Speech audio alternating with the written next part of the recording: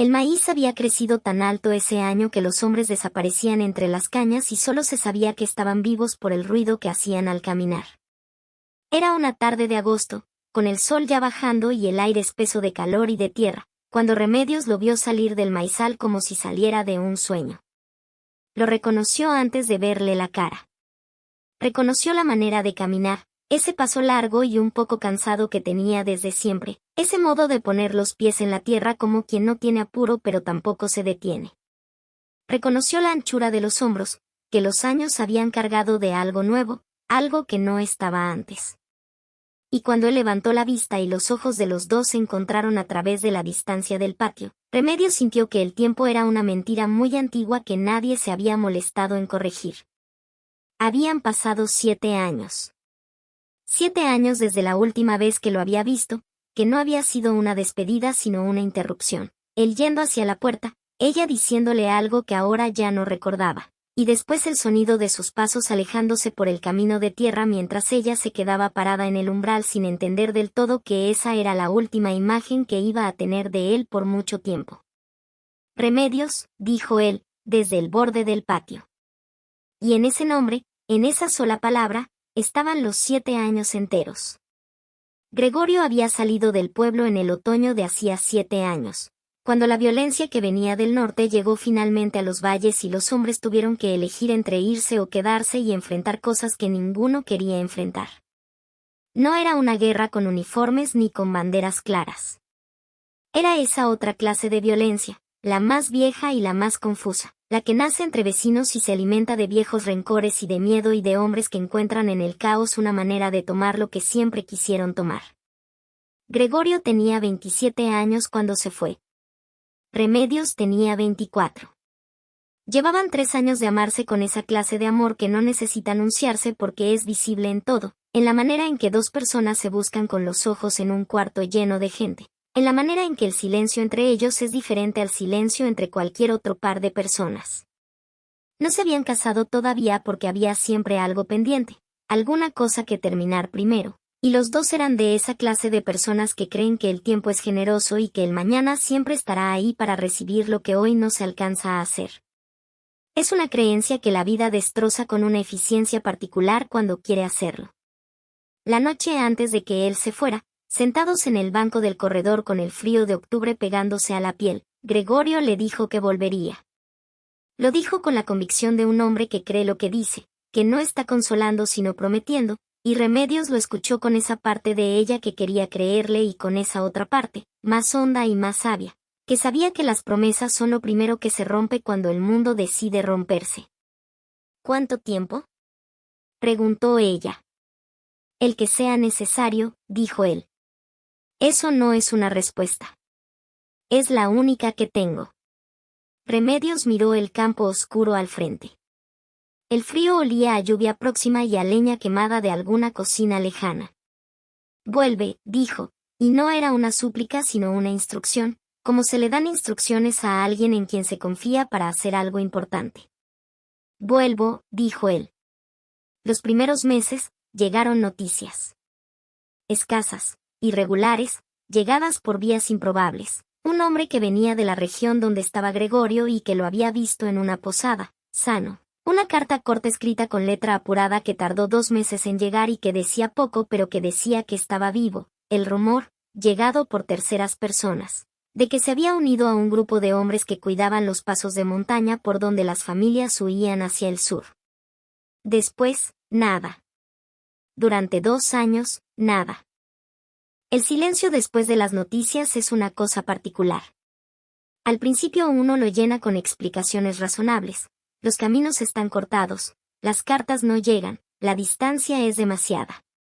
Después uno empieza a llenarlo con cosas menos razonables y más oscuras, con imágenes que vienen sin avisar en los momentos de menos guardia, con ese miedo que no se dice en voz alta porque decirlo en voz alta le da una forma que resulta imposible de ignorar después.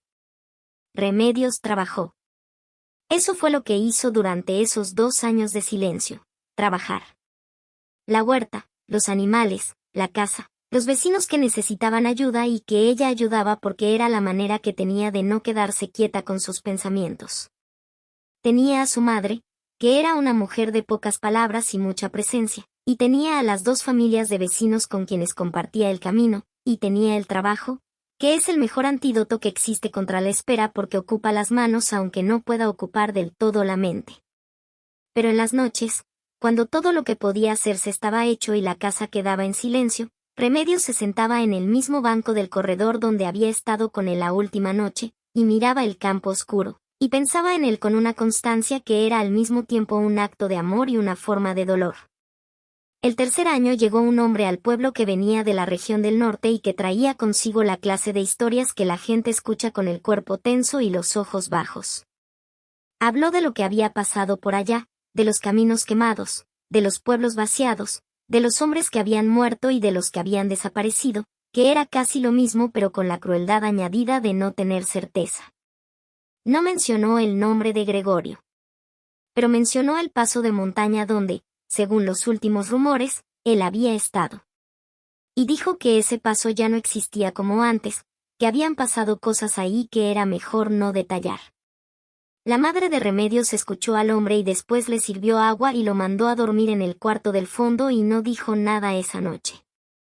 Al día siguiente, mientras amasaba el pan con esa concentración excesiva que tenía cuando pensaba en cosas difíciles, le dijo a su hija: «Hay que seguir viviendo aunque no se sepa». Remedios siguió viviendo.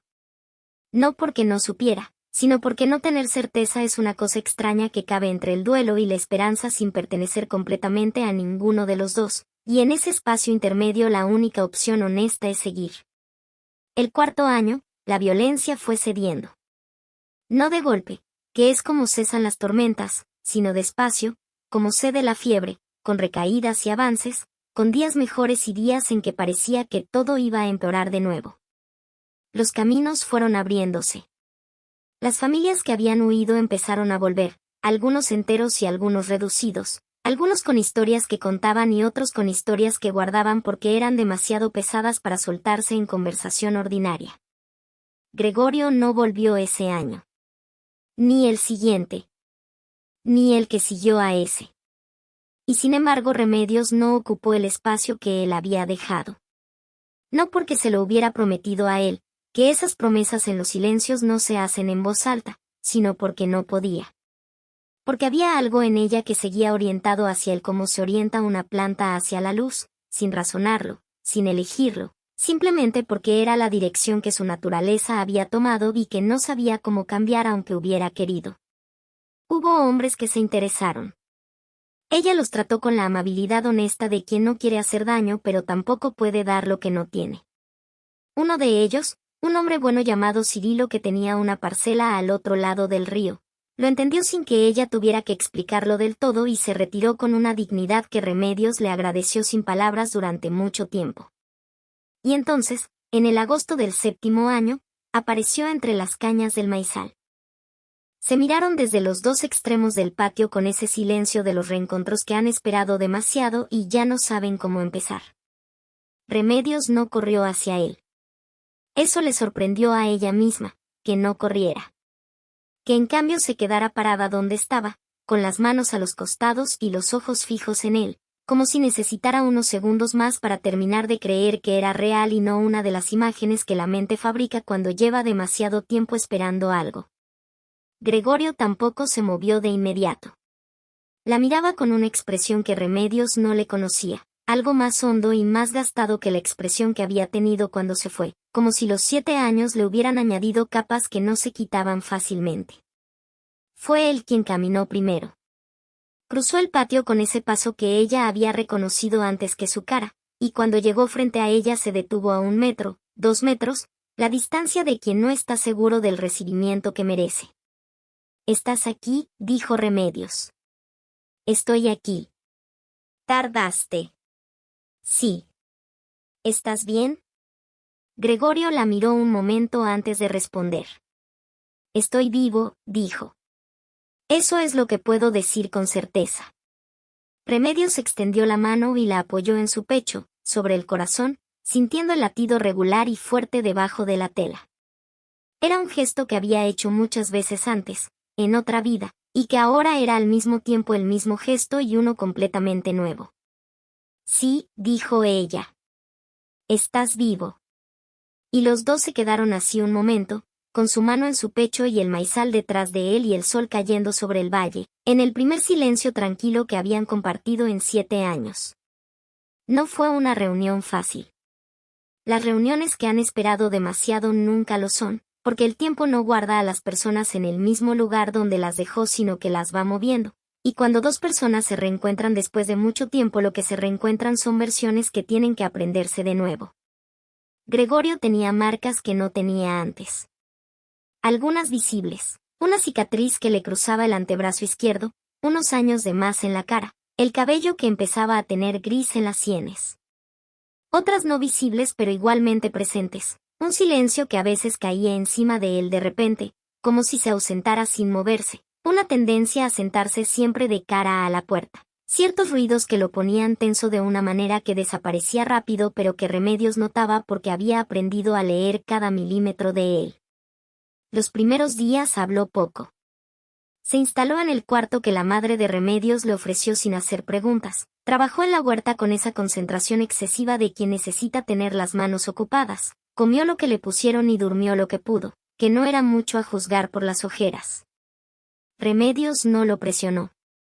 Tenía la paciencia que da la espera larga. Había aprendido, en 7 años de no saber, que las cosas importantes llegan cuando están listas y que empujarlas antes de tiempo solo las daña. Pero una noche, mientras lavaba los trastos después de la cena y él estaba sentado en el banco del corredor mirando el campo oscuro, ella salió y se sentó a su lado. No dijo nada. Él tampoco dijo nada. Estuvieron así un tiempo largo, con el frío de la noche y el sonido de los grillos y la luna que esa noche estaba llena y clara sobre el valle. ¿Qué pasó allá?, preguntó ella, finalmente. Gregorio no respondió de inmediato. Respiró una vez, despacio. Muchas cosas, dijo. ¿Quieres contármelas? No todas. Todavía no. Está bien. Algunas sí. Las que puedas. Lo que contó esa noche, y otras noches que vinieron después, fue saliendo despacio, en fragmentos, como sale el agua de una pared húmeda, sin un momento preciso de inicio, sin orden ni estructura, solo la presencia constante de algo que fue acumulándose durante mucho tiempo y que necesitaba encontrar salida. Habló de los caminos del norte, de los pasos de montaña, de los hombres con quienes había caminado durante años. Habló de algunos por su nombre y de otros solo por lo que habían hecho o lo que les había pasado. Habló de noches sin refugio y de días sin comida y de la manera particular en que el cuerpo aprende a funcionar con menos de lo que necesita cuando no tiene alternativa. Habló, una noche, de un hombre llamado Norberto que había sido su compañero durante 2 años y que había muerto en un cruce de río en circunstancias que Gregorio describió con una economía de palabras que decía más que cualquier detalle. Cuando terminó de contar eso se quedó callado un tiempo muy largo, y Remedios no dijo nada porque entendió que ese silencio no era para llenarlo. ¿Por qué tardaste tanto?, preguntó ella una noche, con la voz muy tranquila, sin acusación. Cuando ya se podía volver, ¿por qué tardaste 3 años más? Gregorio miró sus manos, que tenían encima esa textura que tienen las manos de los hombres que han trabajado mucho y sufrido algo. Porque no sabía si ibas a seguir aquí, dijo. ¿Cómo que no sabías? 7 años es mucho tiempo, Remedios. Eres una mujer joven. Era razonable pensar que... ¿Qué? Que hubieras seguido con tu vida. Remedios lo miró en la oscuridad del corredor. Seguí con mi vida, dijo. Todos los días. Pero no seguí sin ti. No tenías que esperarme. Eso ya lo sé. No lo hice porque tuviera que hacerlo. ¿Por qué entonces? La pregunta era honesta, sin trampa, la pregunta de un hombre que genuinamente no entiende y que necesita entender. Porque no podía no hacerlo, dijo Remedios. Y eso es lo único que puedo explicarte. Pero había algo más. Algo que Gregorio cargaba y que tardó más en salir, que fue visible durante semanas como la forma de algo debajo de una tela antes de que la tela se quite. Salió una noche de lluvia fuerte, Cuando los dos estaban adentro y el sonido del agua en el techo llenaba la casa con esa densidad particular que tiene la lluvia cuando es de verdad y no amenaza de lluvia. Estaban sentados a la mesa, él con un vaso de agua y ella remendando una camisa, y de repente él dijo, sin preparación, mirando el vaso: «Hubo una mujer». Remedios levantó los ojos del remiendo. Lo miró. «Allá», continuó él. «En el tercer año. Cuando ya no tenía noticias de aquí y no sabía si ibas a seguir esperando ni si yo iba a volver. Una mujer en un pueblo de la sierra donde estuvimos 3 meses». «¿Qué pasó?» «Nada que no supiera que estaba mal mientras pasaba. Nada que no me costara. Pero pasó». Remedios dejó la camisa sobre la mesa. Sintió algo moverse en su pecho, un dolor que era al mismo tiempo esperado e inesperado, porque una parte de ella había contemplado esa posibilidad durante años y otra parte había elegido no contemplarla. «¿La quisiste?», preguntó. Gregorio pensó antes de responder, que era su manera de no mentir. «Me ayudó», dijo. «En un momento en que estaba muy perdido. Eso es lo más honesto que puedo decir». «¿Qué fue de ella?». «Se quedó en su pueblo cuando seguimos camino. Nunca la volví a ver». El sonido de la lluvia llenó el silencio entre ellos. «¿Por qué me lo dices?», preguntó Remedios. «Porque no quiero empezar con mentiras. Porque si vamos a construir algo tiene que ser sobre lo que realmente pasó, no sobre lo que me gustaría que hubiera pasado». Remedios miró la camisa sobre la mesa, la aguja con el hilo todavía enhebrado. Pensó en 7 años. En el banco del corredor. En el silencio de 2 años sin noticias. En la manera en que había seguido orientada hacia él como una planta hacia la luz sin poder explicarlo. Pensó en lo que ella misma había sentido durante esos años, en los momentos en que la soledad había tenido un peso tan concreto que se podía casi tocar, en los momentos en que había querido que la vida tuviera otra forma y no había podido hacer que la tuviera. «¿Y tú?», preguntó él, con la misma honestidad. «¿Hubo alguien?». «No», dijo Remedios. «No porque fuera una santa. Sino porque no podía». «Lo siento». «No lo sientas. Fue mi elección. De todas maneras». Remedios tomó la camisa, encontró el lugar donde había dejado el remiendo, empujó la aguja por la tela con un movimiento preciso. «Voy a necesitar un tiempo», dijo, sin levantar los ojos. «Para acomodar esto». «Lo sé. No te estoy pidiendo que te vayas». «Lo sé. Solo que me des el tiempo». «Todo el que necesites», dijo él, y en esa frase había un eco de otra frase de otra noche, y los dos lo sintieron sin decirlo. El tiempo que Remedios necesitó fue real y tuvo su propio peso. No fue un perdón rápido ni una resolución dramática. Fue el proceso lento y poco elegante de alguien que procesa una cosa dolorosa con la honestidad suficiente para no fingir que no duele y la voluntad suficiente para no dejar que el dolor sea la última palabra. Hubo días en que lo miraba y sentía algo frío y tenso en el pecho. Hubo días en que lo miraba y sentía solo lo de siempre, ese reconocimiento profundo que no había tenido nombre en 7 años y que ahora tampoco lo tenía pero que estaba ahí, tan real como el suelo bajo sus pies. Gregorio no se imponía. Estaba presente sin presionar, visible sin ser invasivo, como alguien que sabe que ha pedido algo grande y que espera con la paciencia de quien entiende que la espera es lo justo.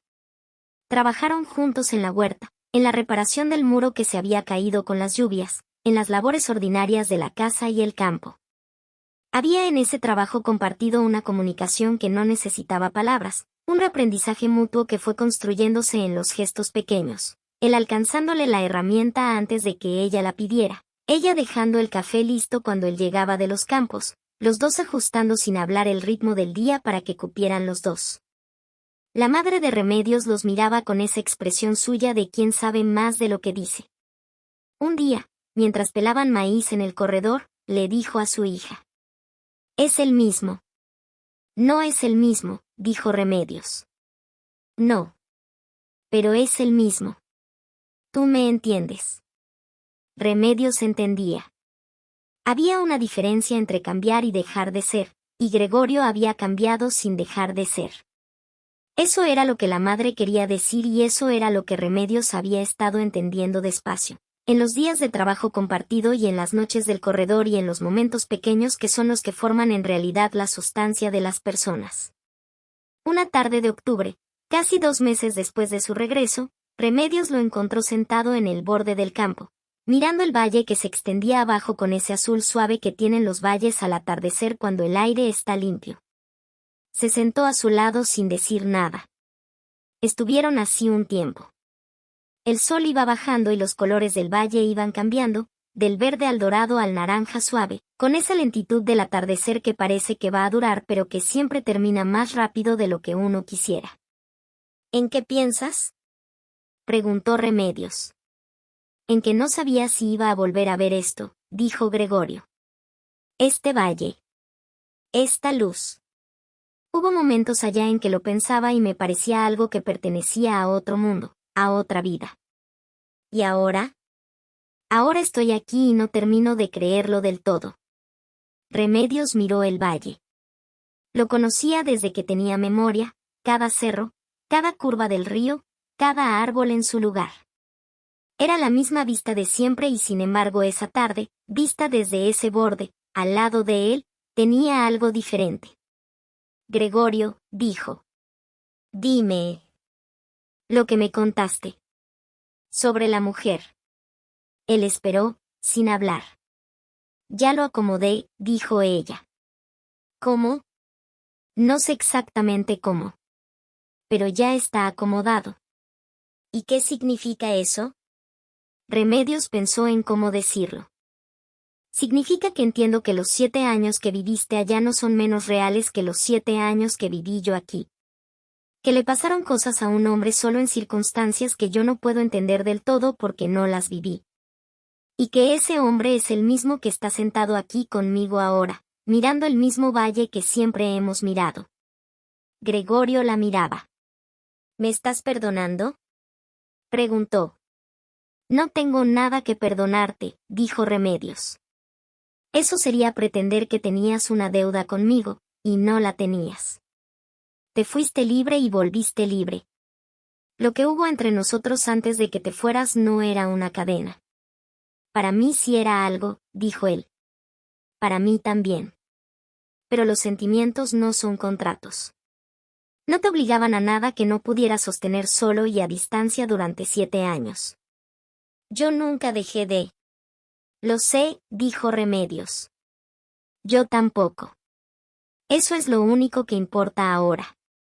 El sol terminó de caer detrás del cerro y el valle se volvió ese azul profundo de los atardeceres tardíos, ese color que dura apenas unos minutos antes de que venga la noche.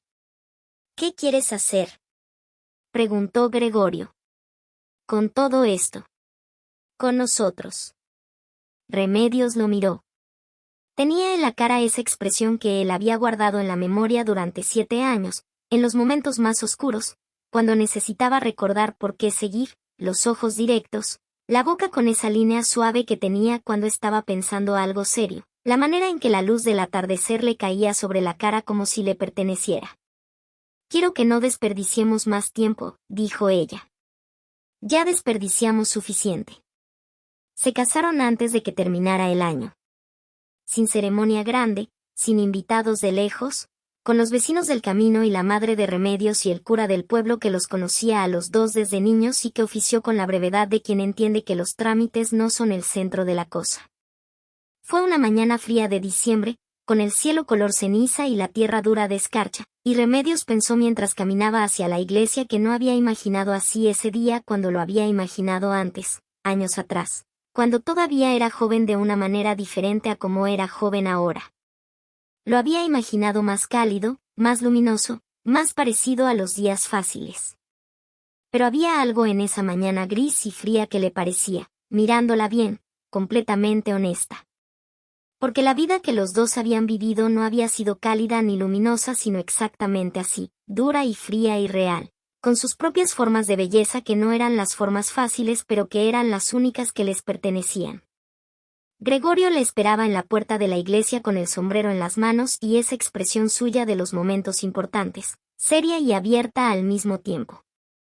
Cuando ella llegó a su lado y él la miró, Remedios sintió lo mismo que había sentido en el patio el día en que salió del maizal, que el tiempo era una mentira muy antigua. Que entre ese momento y el último en que habían estado juntos había una distancia que se medía en años pero que en otro sentido no existía, que había algo entre ellos que los 7 años habían pesado pero no habían roto. «Llegaste», dijo él. «Siempre llego», dijo ella. Los años que siguieron fueron los años de construir lo que habían estado esperando construir. No fueron años sin dificultad, que la vida no regala eso tampoco a los que han sufrido, como si el sufrimiento pasado fuera moneda que se cambia por tranquilidad futura. Hubo sequías y años malos y el peso ordinario de la vida en el campo, que es un peso que no descansa. Pero hubo también las cosas buenas, que son las que la memoria guarda con más cuidado cuando uno envejece y empieza a entender cuáles son las que importaron de verdad. Hubo los hijos, que llegaron con esa manera que tienen de reorganizar completamente el mundo de las personas y de hacer que lo que antes parecía importante ocupe un lugar diferente. Hubo las noches del corredor, que continuaron siendo el lugar donde hablaban de las cosas importantes, con el campo oscuro al frente y el frío y los grillos y la luna en sus distintas fases. Hubo el trabajo compartido que fue volviéndose cada año más fluido, más natural, más parecido a un baile que dos personas aprenden despacio hasta que ya no tienen que pensar los pasos. Y hubo, sobre todo, esa cosa que es difícil de nombrar pero que es quizás la más valiosa que puede tener una persona, alguien que la conoce completamente, que ha visto lo mejor y lo peor, que estuvo en los momentos más oscuros y en los más luminosos, y que sigue ahí, no por obligación ni por costumbre, sino porque eligió estar y sigue eligiendo, todos los días, sin que nadie se lo exija. Gregorio envejeció con esa clase de gracia que tienen algunos hombres que han sufrido mucho y aprendido de ello en lugar de endurecerse, más suave con los años, más dispuesto a decir las cosas que importaban en voz alta, más presente en los momentos pequeños que son los que forman en realidad la sustancia de la vida.